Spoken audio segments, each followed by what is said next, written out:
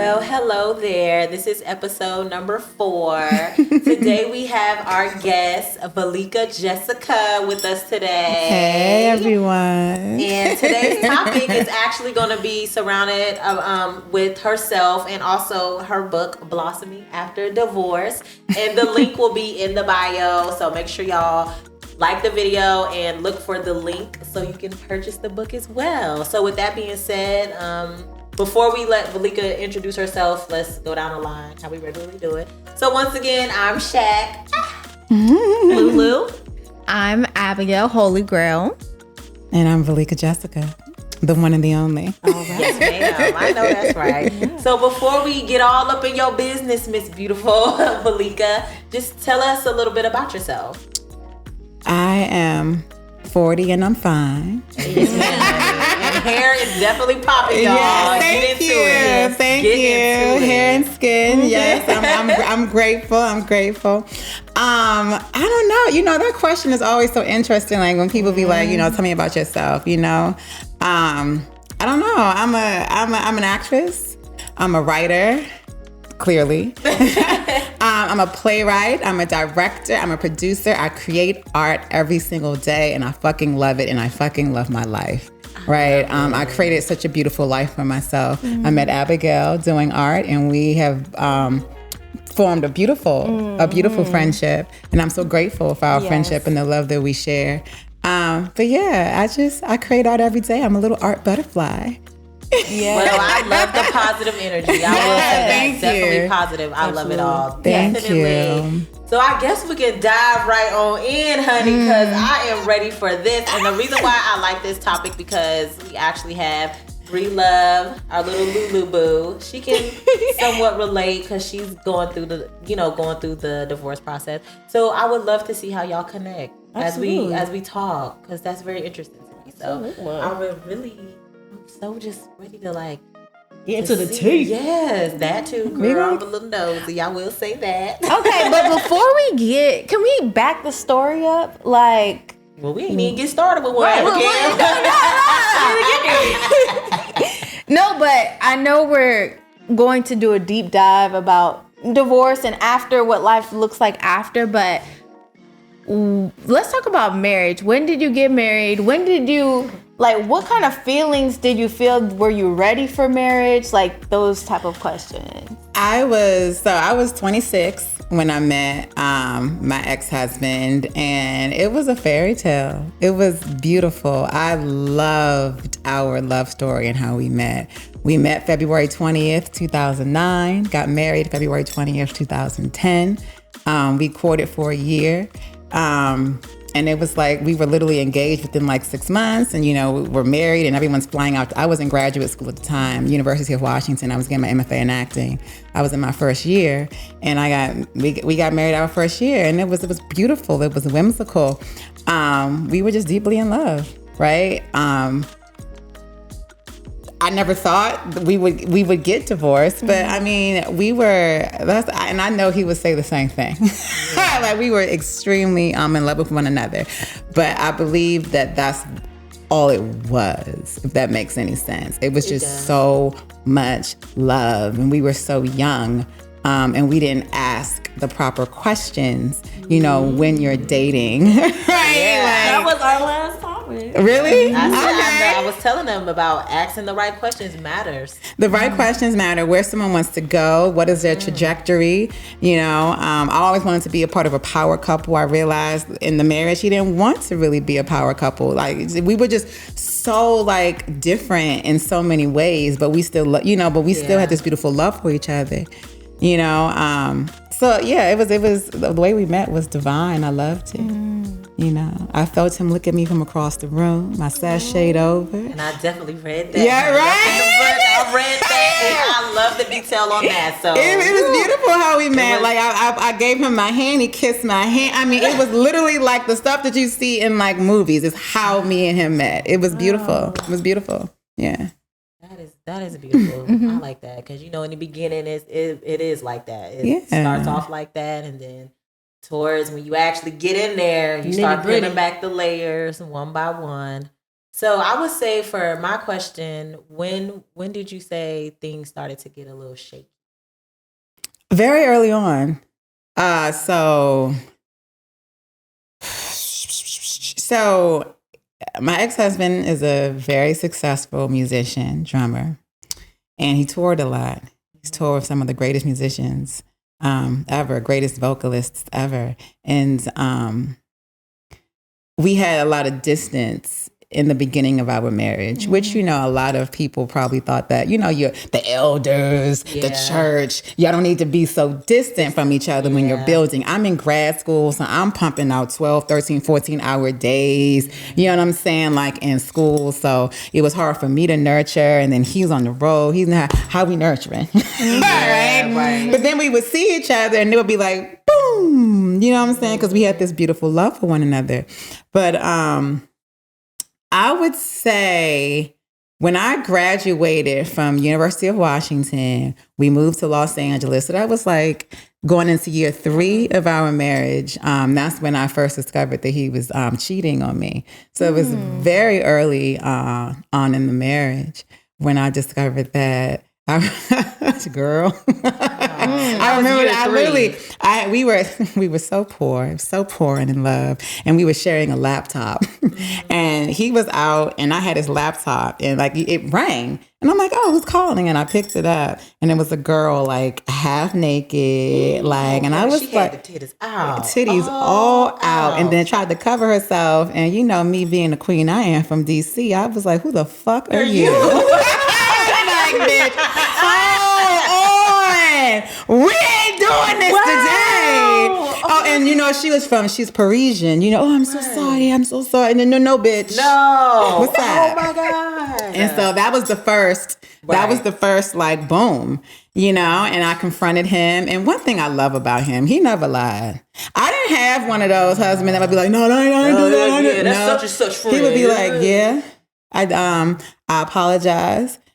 Yeah, and it was, I don't know, it was something about that was like, oh, okay. Well, I guess we can work through this. Literally, it was just like, he never lied about it, And so that was the first instance, like, I guess year 2.5, 3 of marriage. And then, What you got to say about it, Miss, going through your divorce?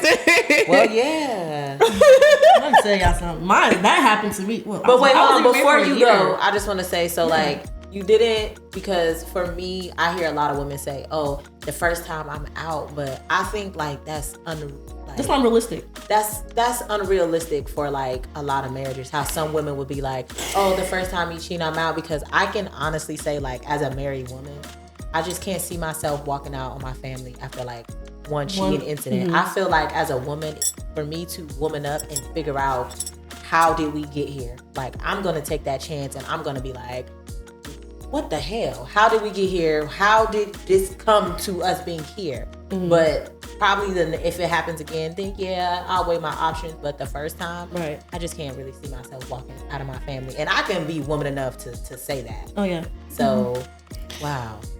I feel like that's like that with a lot of situations, even with my situation. But he constantly did it, you know what I'm saying? So that's why. So, I mean, our marriage was a way bigger situation. But to me, even with dating, I learned from my grandmother, I let a man make a million mistakes, just not the same one twice.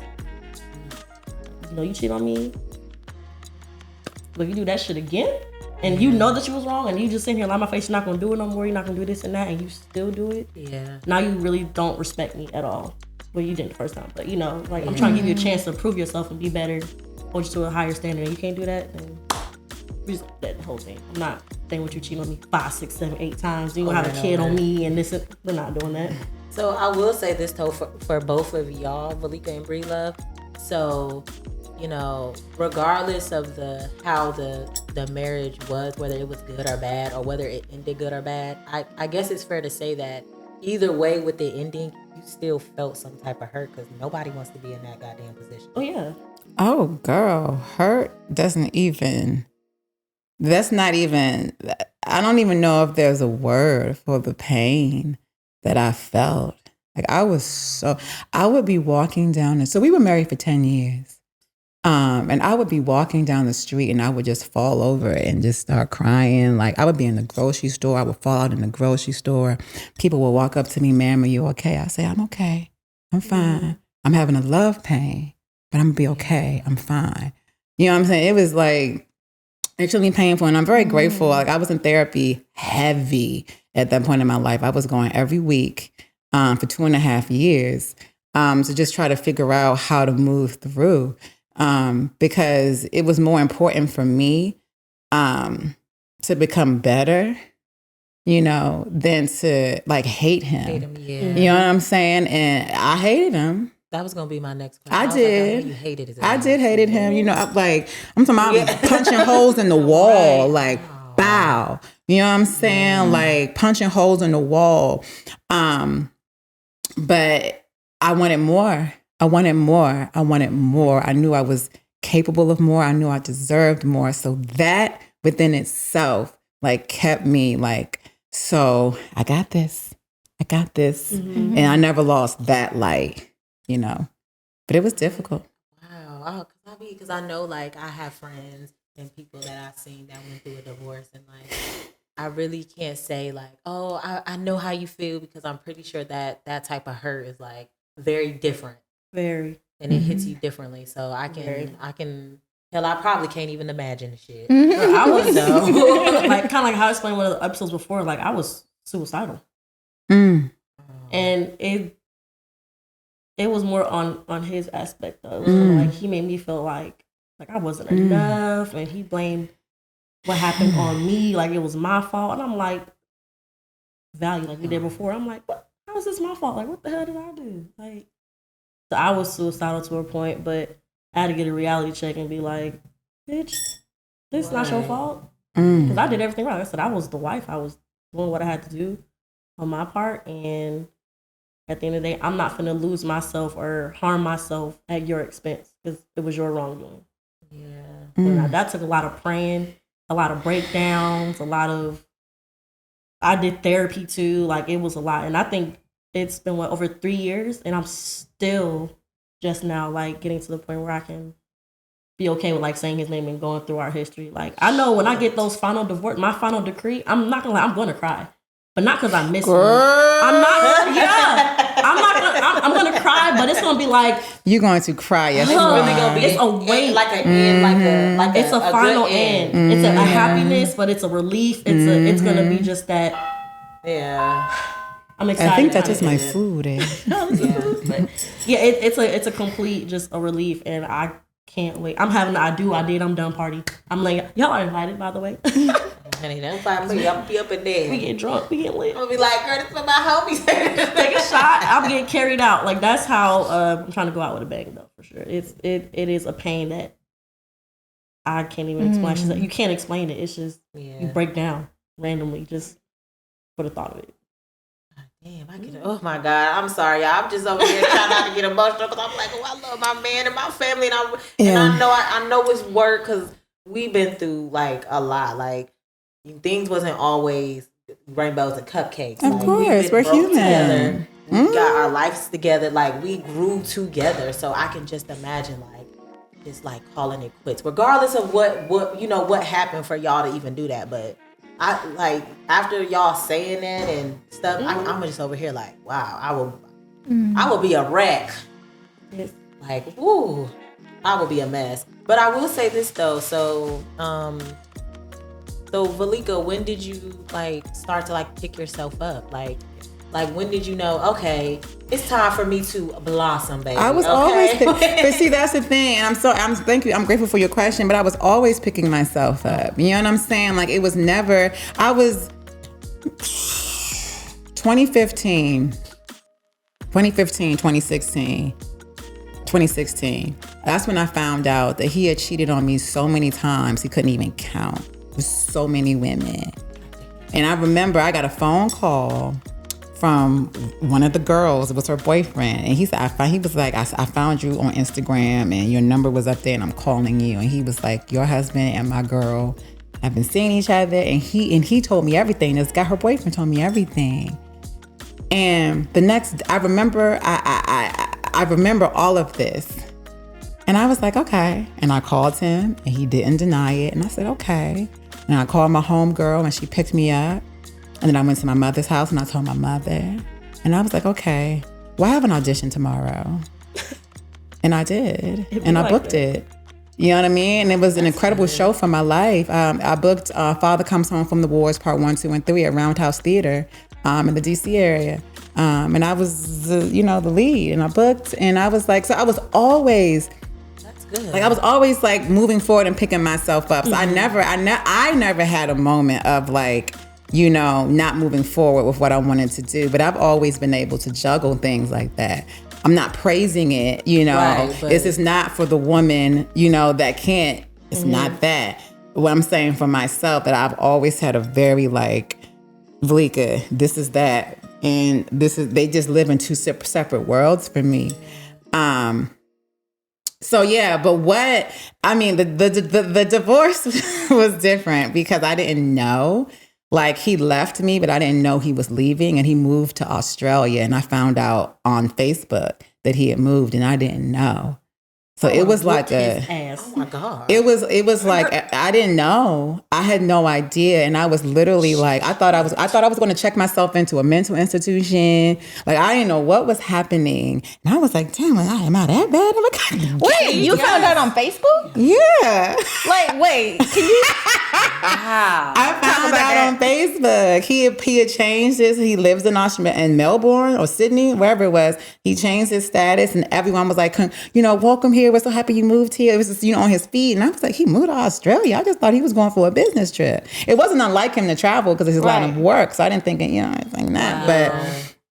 But yeah, like that's what it was. And so, the thing, I allow myself to have low moments. Like, I ain't gonna, like, I'm not one, I really am. I'm 100. What you see is what you get. People, I smile. That's like, that's like my constant. I can be, everybody in my family could be drop dead and I'll probably still be smiling because I'd be like, well, shit, nigga, I'm alive. Shit. You know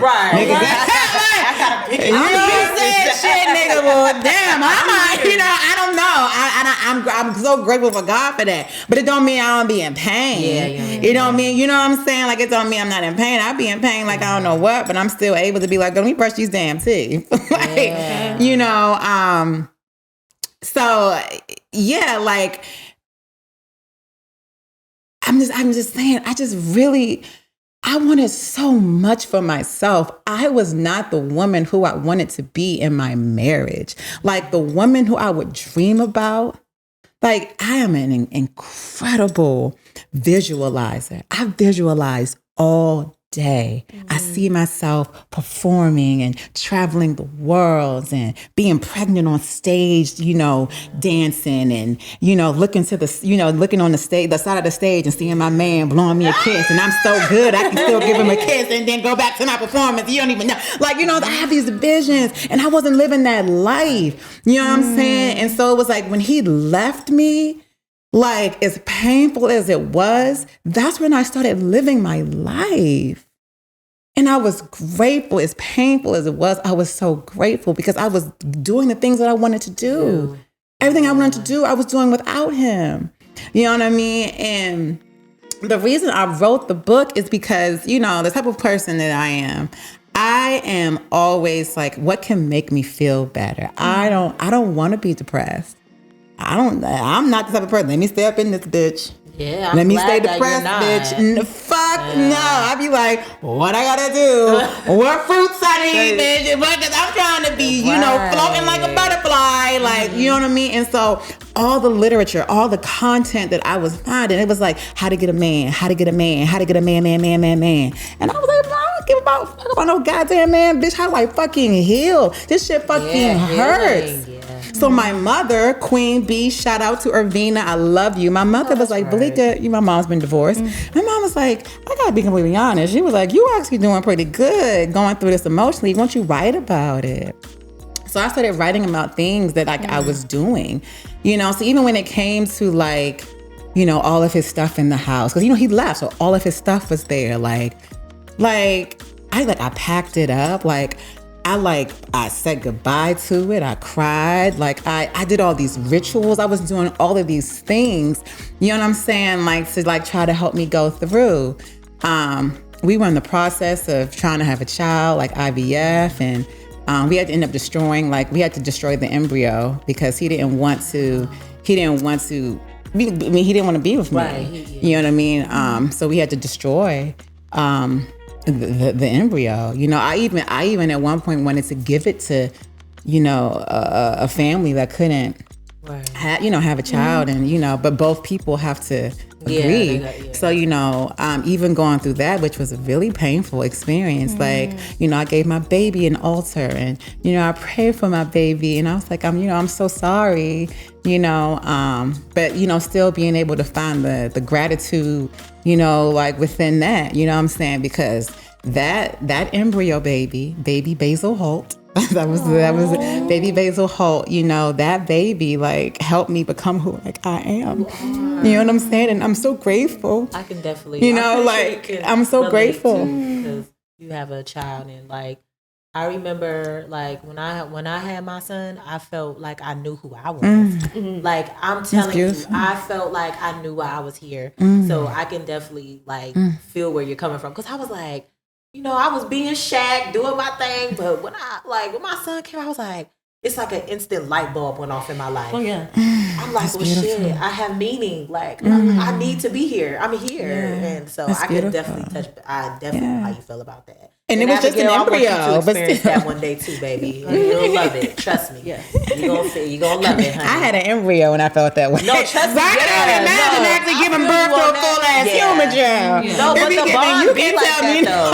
Yeah, the bond be that strong. Like as soon as you know you got it, like whether it's still going or where it's at, you're gonna just start change. Like, so I definitely can relate to that. Yeah. So Oh, I ain't have no bond up front. I ain't gonna lie to you. I didn't have that. She said, I ain't gonna lie to you. We wasn't bonded. Like, I mean, don't get me wrong. Like, I loved her. You know, I'm like, oh, I got a baby. But to me, I didn't have that bond with her until I actually had her. I physically had her. Okay. And even then, it still took a little bit of time for me. Not saying I didn't love her or nothing, but I don't know. I guess I wasn't that emotional or that sentimental as a mother. But once I had her, though, and I'm like, damn, maybe I do. Like, I have purpose. Like, this is my seed. This is my kid. This is my whole life now. Like, honestly, fuck me. Like, this is my life right here. Like, so after that, that's the whole purpose right there, for sure. So I do want to ask this question though. So do you think, like, you know, with you going through your divorce and everything, did you like, were there days where you were like, where you can take accountability of some things that you felt like that you that's what the blossoming is. The whole book is literally me like saying, bitch, your shit stink. Queen V, goddess Valika Jessica, the goddess of water, this beautiful entity that you see. It was my shit. Fuck him. It was me. Like, you know, hell yes. I wasn't the best wife. I wasn't what? I was nagging. I wasn't emotionally stable. I thought that he was the one that had to make me happy. I depended on him for everything. I'm having a bad day. Make me feel better. I didn't like this. Make me feel better. I'm glad you are admitting that, because that should have been so fucking childlike. Liability. Yep, and that's what happens. And we definitely talked about that on a previous episode about how a woman can become a liability in her relationship, and that's. You're acting like a fucking child. Yeah. You know what I'm saying? And I mean, are there moments of that? Yes, but every goddamn thing, like, you can't hold your own for nothing. Yeah. You know what I'm saying? And emotionally, I was a wreck. I was a mess. I had so many abandonment issues from my parents. And let me see, my mother and my father, we like this. But when my parents divorced and when my father left the household, like, it was like, oh, men that love me leave. No, I'm 10, right? But this is how I computed it as a 10-year-old. Yeah. This is why I'm such an advocate for children going to therapy. You know what I'm saying? Because it's just like, no, my father did not leave. He just left my mom. Yeah, right? He didn't leave me. I saw my father all the time. But it's like, oh, but you move out. That's what happens. So I computed that with men that love me romantically will always leave. So every boyfriend, and I didn't figure this out until I'm in therapy, right? Like, as I'm grieving me and my ex-husband's divorce, And so I'm moving through that, and I'm like, damn, like all these abandonment issues fucked me up. I can see why. I'm not saying it was right, but I can see why you didn't want to be with me. I can see why you cheated. I'm not saying that it's right, and we should, the communication was not there, but I can see why. I have to own up to my shit. I was like, damn, you're not as bomb as you think you are, queen. But now I am. Yeah, right. So with you saying that, I really thought about that. So did you ever think, or did you ever ask him at one point, like, you weren't happy and you still cheating? Why did you never just leave initially to begin with instead of cheating on you this whole time? We had that discussion like towards the end when he was, so he just didn't leave. Let me be clear. We were separated, living in the same house. He was in another bedroom. And we were talking about going to therapy, things like that. And he did not leave because he didn't want to abandon me the way that my father did. You know what I'm saying? And so he was staying in something. He told me that he knew he wanted to go in year 2. And I said, well, damn, why you ain't say nothing? He was like, because to hurt you like that. And I'm like, damn, so we both live. You live in a motherfucking lie. I'm fucked up. This shit is fucked up. Wow. Shit. But I mean, I can only speak for myself, right? Had I had the emotional maturity that I had now, back when I was 27, you know what I mean? Yeah. Like, I would have been able to communicate in a beautiful way. We don't need to do this. It's not going to be good for us, right. But I wasn't able to do that. I can't speak for him, but I was not able to. Right. But that's what he told me. And I thought it was very beautiful. It's a very beautiful thing of him sacrificing himself that way, but it was sacrificing in the detriment of him, and even in my book, I talk about that. Like, I thought that sacrifice, it was just like, I'm going to sacrifice my happiness. I'm going to sacrifice everything. That's what you do in marriage. And I'm like, this shit is fucked up. Like, I don't motherfucking want to be sacrificed. God damn, I got to be dying every day. I'm dying, but I'm married. But I'm dying. But I'm married, nigga. No. I was like, and now that I'm out here dating and having these beautiful relationships of like men who are friends, I'm like, oh, like love actually can be like great and happy and beautiful, and it doesn't have to be painful. But I thought it had to be painful based on what I saw from growing up. But we Christian, you better stay together. Oh Lord, please don't get started on that. Oh my God, what? That was is that the traditional woman argument? I would say you stay together. Yes. That was like and I have heard a lot of a lot of people that will like they really believe in that, but when y'all are like damaging each other, we holding on by it. I'm about to die. Yeah, you can't stay together. Now when hair falling out, if the wife's unhappy and y'all trying to work it out, then work that shit out. Yeah. But that when y'all both like minimizing each other and that's how it was for me. Like for sure, it was of course the abuse aspect of it and stuff like that. And to me, another part which I didn't mention other previews, like why I didn't leave, because I was like, those are my vows, for better or for worse. That was kind of why I was still trying to stick it out. Yeah. No matter what, I'm like, I got married. Like this is what I said I was gonna stick by. But then reality hit, and I'm like, I'm talking to people, I'm praying about it, and my therapist actually told me, which helped me with my guilt a little bit, because I still felt bad that I left. She was like, did you know that in the Bible, when that man cheated on you, he broke his vow to God, not you. She said, so it made me feel better. She was like, he messed up that commitment with God. She says, so she was like, you're safe. Like, you didn't ruin your relationship. He did. Because if you would have stayed, girl, I probably would have been dead. I'm not gonna lie to you. Be sitting right here. I would not. Damn fat. I would not. So for sure, I think that was a big aspect for me, like sticking it out, because it was a vow. Like I said I was going to do it, and I meant it, and it was between God. And I can see why that hurted you, because I know, like for myself, I am a family person. Like I'm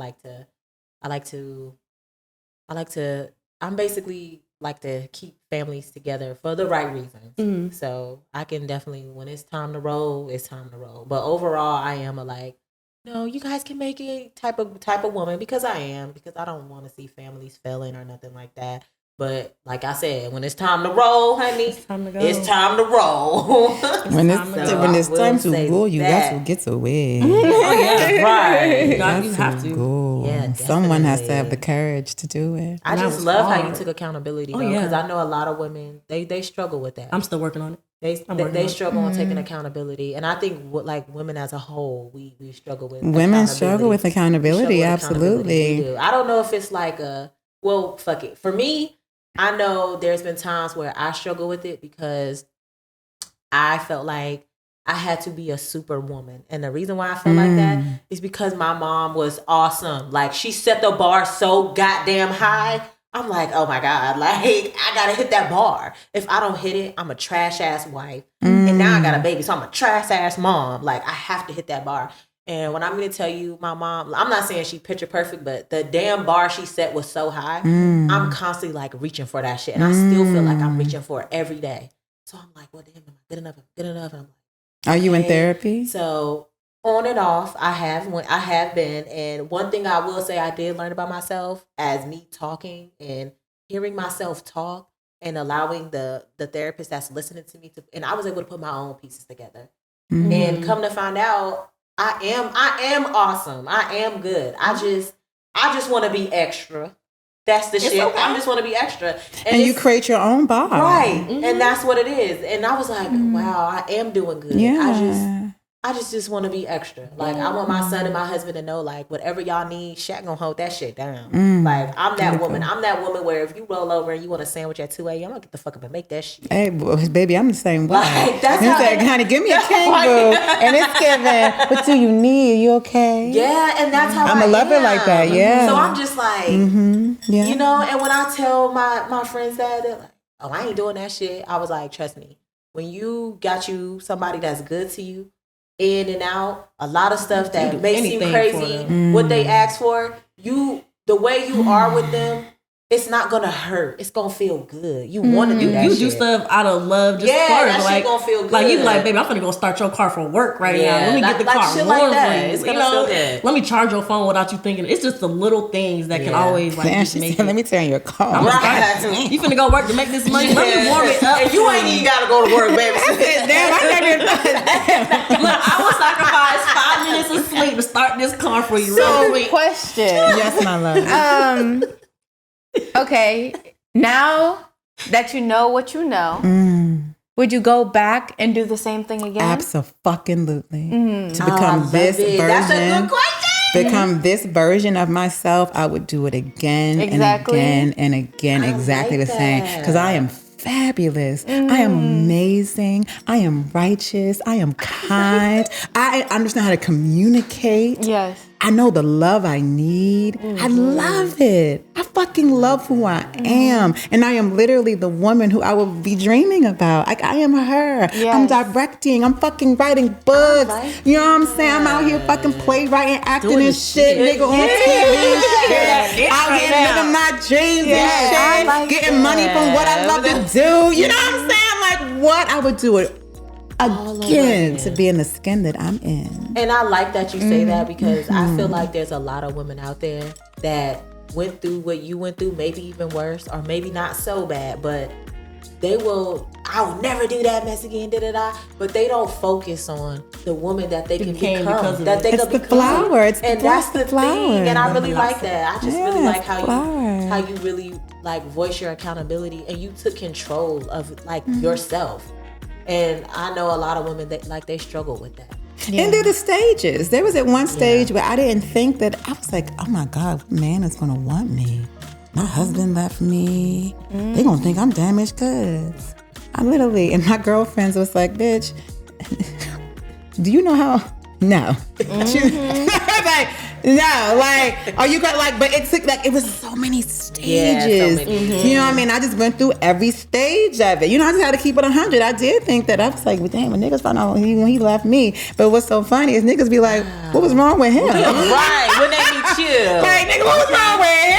He didn't you. I was like, I was crazy back then. I was like, I love it. Your energy is fire. Oh my God. Your energy is fire. But I will say this, but before we head out and end everything, I did want to ask you something, but that's in the book. But I can't ask it because they need to buy your shit so they can see it for themselves. So I'm gonna save that because had a little, but I'm gonna save it because I want them to click below because it will be linked in on the YouTube channel, so they'll be able to click it. And I want y'all out there to definitely buy it. Her energy is fire, as you see it. Valika Jessica ain't playing no goddamn games. Okay, none at all, baby. Okay, and her energy, I just love it. But you got any last words for her, Bree, Lover, Abigail, for Valika, or just in general?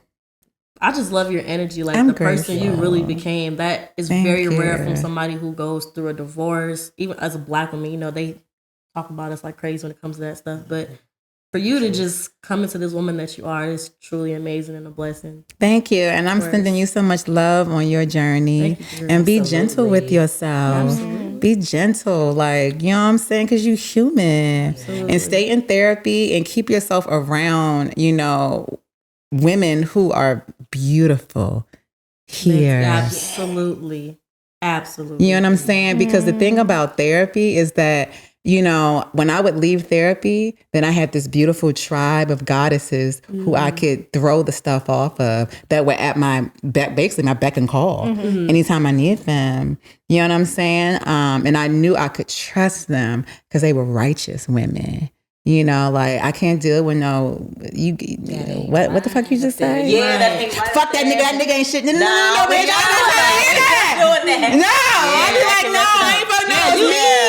You can't talk to women who are single and who don't know I can't do that. If you ain't even been married or even been a real at least 4-year relationship type, I'm not talking to you. I'm not talking to you. You cannot give me advice if you've been in a 1-year relationship. Yeah. Sorry. Wait, are you gonna talk to me? I don't even like you, Abigail. I'm just I haven't been in a 4-year relationship for real. Really? No, I haven't. We'll work on it. Yeah, we'll work on it. I mean, maybe the boo you with now. Maybe y'all gonna. Yeah, maybe that will. Don't mess up game. I like him. He's kind. He's a great guy. Congratulations. We love beautiful love stories over here. That's good. Yes. Do I? Oh, I was gonna say you kind of already touched on it, but do you have any words? Would you get married again? And do you have any words for what women should be asking prior to, so they don't have to, or is it inevitable to, maybe some people are just inevitably going to have to go through marriage and divorce to get to know themselves? I know that was multiple, that was multiple questions. Yeah. So just pick one or two that you want to. In at midnight. Those are all valid questions, though. Those are valid. Like, I think questions I would have asked are, what things do you value? Like what does family look like for you? We are both in our passions, right? He's an artist, I'm an artist. I don't know what he's doing now, but past tense, we were both in our passion. So, when it's not making the money, what's your hustle like? You know what I'm saying? What's your hustle like? You know what I mean?